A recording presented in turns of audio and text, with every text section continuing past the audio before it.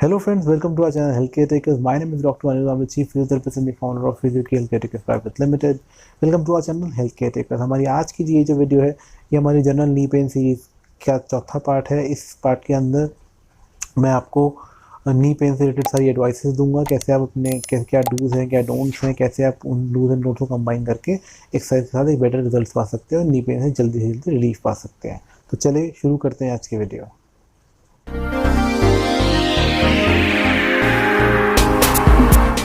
बात करते हैं हम एडवाइसेस की। एडवाइस की अगर हम बात करते हैं तो सबसे पहली एडवाइस आप लोगों के लिए ये है कि अपने नी पेन को कभी नॉर्मल मत लीजिए। देखिए नी का काम जो है वो वेट लेना है और उसके शॉक को एब्जॉर्ब करना है। बॉडी पे जो शॉक पड़ रहा है या जो भी हम उछलते हैं उसको, अगर इस तरह के रेगुलर मूवमेंट्स में आपको किसी भी मूवमेंट में पेन हो रही है या वेट लेने में दर्द हो रहा है तो इसका मतलब नी के अंदर कुछ गड़बड़ है।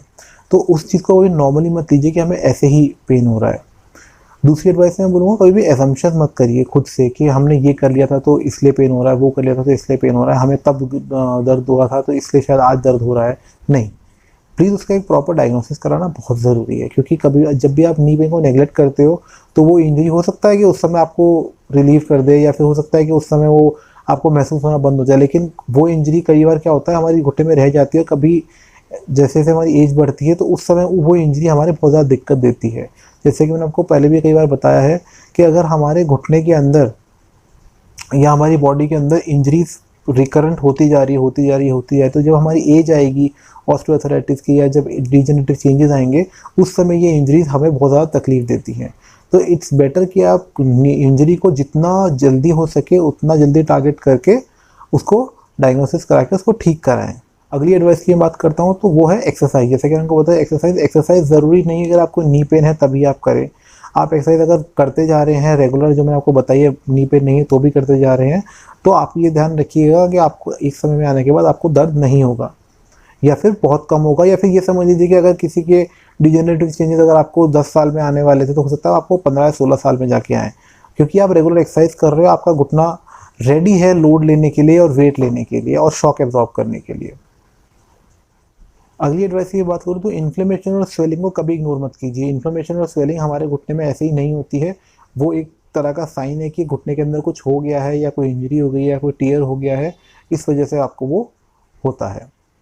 अगली एडवाइस की बात करूँ तो वो है स्टेबिलिटी। अगर आपको लगता है कि आपके घुटने की स्टेबिलिटी कम है, आपको लग रहा है कि घुटना बकला पूरा है, लग रहा है कि घुटना कभी कभी आवाज़ करता है या किसी पर्टिकुलर मूवमेंट में खटक आपको लगता है कि हिल गया अपनी जगह से, तो उस समय आप अपने सबसे पहले अपने शूज़ का ध्यान दीजिए। आपके शूज़ किस तरीके से हैं, अपने वेट का ध्यान दीजिए। वेट एक बहुत इंपॉर्टेंट फैक्टर होता है आपकी नी के पेन के अंदर। आपका वेट ज़्यादा है तो आपको नी पेन होना बहुत लाजमी है, क्योंकि आपकी बॉडी एक पर्टिकुलर आपकी बॉडी जो है, इसीलिए हम बीएमआई देखते हैं। अगर आपकी जो बॉडी है आपकी हाइट और वेट के साथ डिज़ाइन हुई हुई है, उसी प्रोपोर्शन में डिज़ाइन हुई हुई है। तो जब आपका वेट ओवर चला जाता है उस लिमिट से तो आपको आपके घुटनों को ज़्यादा लोड झेलना पड़ता है, और जब कभी इंजरी होती है तो उस समय में ये चीज़ें बहुत ज़्यादा तकलीफ देती हैं।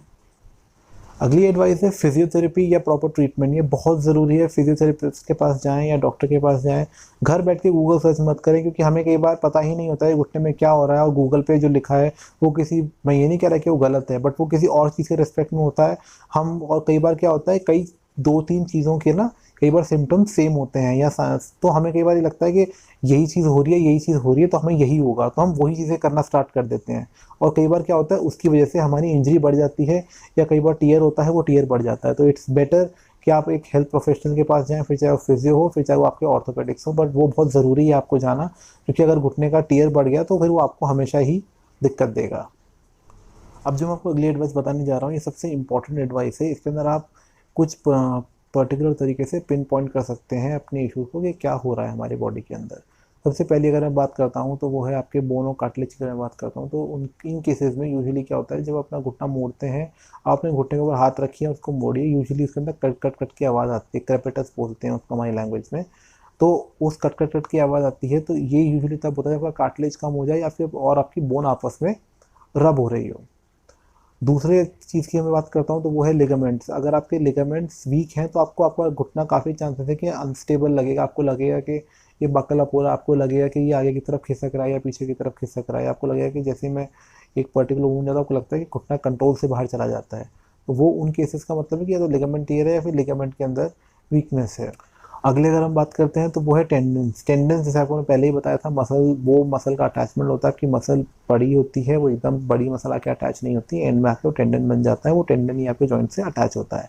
तो अगर हम टेंडन की बात करते हैं तो टेंडन यूजुअली आपको उसमें कोई पेन नहीं होता, बट जब आप अपनी एक्टिविटी बढ़ा देते हैं, पर्टिकुलर एक्टिविटी जिसमें कि वो मसल वर्क कर रही है या मसल कंप्रेस हो रही है या मसल टियर हो चुकी है, उसमें दर्द हो रहा है, तो वो आपको तब होगा जब अपनी पर्टिकुलर एक्टिविटी बढ़ा देंगे, अदरवाइज टेंडन में आपको दर्द नहीं होगा। इसका मतलब आपको टेंडनाइटिस तभी होगा, आपको मतलब वो इन्फ्लेमेशन तभी फील होगी जब आप अपनी एक्टिविटी इंटेंस कर देंगे। अगर अगले की हम बात करते हैं तो वो है बर्सा। बर्सा का पेन जो होता है वो पहले 2-3 स्टेप जब आप एकदम से काफ़ी देर बाद उठते हैं तब आपको दर्द महसूस होगा, उसके अलावा आपको दर्द नहीं होगा। बट ये बहुत इंपॉर्टेंट है कि बर्सा आपके ठीक रहना बहुत ज़रूरी है, क्योंकि बर्सा आपके एक तरह से समझ लीजिए कि आपके वेयर एंड टियर कम करते हैं। इसका मतलब अगर बर्सा ठीक है तो आपके घुटने का लोड जो है वो काफ़ी ठीक रहेगा, उसकी लाइफ लंबी रहेगी। तो बर्सा का ठीक रहना बहुत ज़रूरी है। अगली एडवाइस की बात करूँ तो कोशिश कीजिए कि नी के ऊपर रिकरेंट इंजरीज ना हो, बार बार उसको इंजर ना करें, कोशिश कीजिए गिरने से बचें। इन चीज़ों को होना बहुत ज़रूरी है, क्योंकि नी जितना ज़्यादा इंजर होगी उतना ही आपको ओल्ड एज में जाकर दिक्कत बढ़ जाएगी। तो अगर आपको अपना ओल्ड एज थोड़ा ठीक रखना है, उसके विदाउट पेन रखना है, तो आपको नी की इंजरीज या नी की रिकरेंट इंजरीज से बच के रहना होगा। अगली एडवाइस की बात करूं तो अगर आपको लग रहा है कि नी के अंदर स्टेबिलिटी कम है, आपको लग रहा है कि नी लोड नहीं ले पा रहा है, आपको किसी सहारे की ज़रूरत है, तो प्लीज़ वॉकिंग एड का सहारा लेने के लिए प्लीज़ शर्माइएगा नहीं, उसको लेना अच्छा है आपके घुटने के लिए। अगर आप कुछ दिनों के लिए ले लीजिए तो आपके घुटने आगे बेटर चल सकेंगे। अगर आप कुछ दिनों के लिए लेंगे तो आगे बिना उसके चल जाएंगे, लेकिन आज नहीं लेंगे तो आपको सकता है आगे चल के सहारा लेना पड़े उसका फॉरएवर। तो कोशिश कीजिए कि उसको अभी ही ले लें और अपने घुटने को जल्दी से जल्दी ठीक करें। अगली एडवाइस की बात करता हूँ तो वो है रेस्ट। रेस्ट करिए, जब इंजरी है तो ज़रूर करिए, लेकिन हमेशा बहुत ज़्यादा रेस्ट मत करिए। जब आप बहुत ज़्यादा रेस्ट करते हैं तो आपकी घुटने की मसल्स वीक हो जाती हैं और उसकी फ्लेक्सिबिलिटी ख़त्म होती जाती है। जब फ्लेक्सिबिलिटी और ख़त्म होती जाती है और मसल्स वीक हो जाती है तो आपके घुटने का लोड लेने की कैपेसिटी और एक स्ट्रेच सहने की कैपेसिटी वो ख़त्म होने लगती है, और उन केसेस में इंजरी होने के चांसेस भी बढ़ जाते हैं। अगली एडवाइस की बात करूं तो अपने शूज़ का खासा ध्यान रखिए कि शूज़ में क्या दिक्कत हो रही है, या शूज़ में आपको कुछ डिस्कम्फर्ट तो नहीं है, शूज़ एक तरह से ज़्यादा तो नहीं घिस गया है। इन चीज़ों का बहुत खास ध्यान देना बहुत ज़रूरी है, क्योंकि अगर आपका शू ठीक है तो आपके घुटने की लाइफ ज़्यादा बेटर रहेगी, ज़्यादा कंफर्टेबल रहेगी, क्योंकि शूज़ का बहुत इंपॉर्टेंट रोल होता है घुटने के शॉक को एब्जॉर्ब कराने में। अगर आपका शू अच्छा है, वेल स्टेबलाइज्ड है, तो आपके घुटने के मुड़ने के चांसेस या आपके हो सकता है घुटने के रोटेट होने के चांसेस या ट्विस्टिंग मूवमेंट होने के चांसेस कम हो जाते हैं। आज की लास्ट एडवाइस की बात करूं तो वो है राइस यानी कि रेस्ट, आइस कंप्रेशन और एलिवेशन।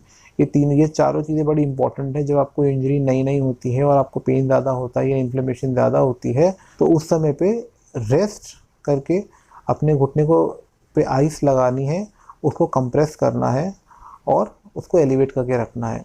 जैसे कि आपने रेस्ट किया, उसके बाद आइस लगा के रखी, फिर उसके बाद उसको बैंडेज से बांध के स्टेबलाइज करके एलिवेट कर दिया। उससे क्या होगा, एलिवेशन करने से उसकी स्वेलिंग नहीं आएगी आपके घुटने के अंदर।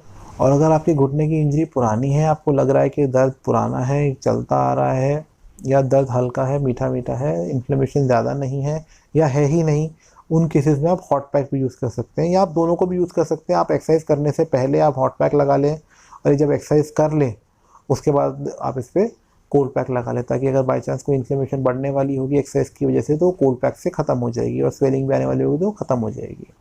तो ये था हमारा आज का हेल्थ टॉक का सेगमेंट। इस आज के हेल्थ टॉक के सेगमेंट में मैंने आपको सारी डूज एंड नोट्स बताया जनरल नी पेन के बारे में, और उसके सारी एडवाइसेस दी कि किस तरीके से आप इनको अपनी लाइफस्टाइल होम्योपैथी एक्सरसाइज के साथ कंबाइन करके एक बेटर रिजल्ट पा सकते हैं और नी पेन से जल्दी से जल्दी रिलीफ पा सकते हैं। प्लीज़ हमारे इस वीडियो को लाइक कीजिए, शेयर कीजिए और हमारे चैनल को सब्सक्राइब कीजिए। ज़्यादा से ज़्यादा लोगों को इस वीडियो को शेयर कीजिए ताकि ज़्यादा से ज़्यादा लोग हमारे चैनल पर जुड़े। Please take care, see you in the next video.